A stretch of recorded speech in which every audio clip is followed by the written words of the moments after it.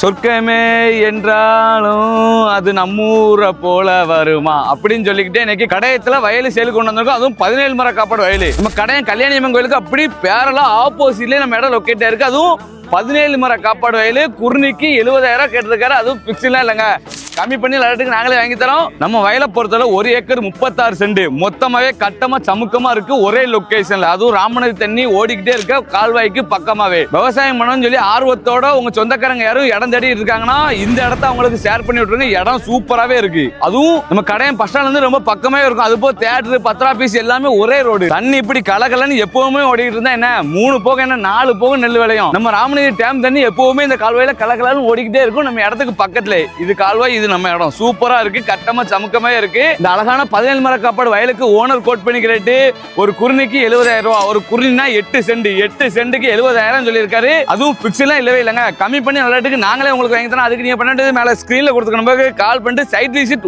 உடனே வந்துருங்க.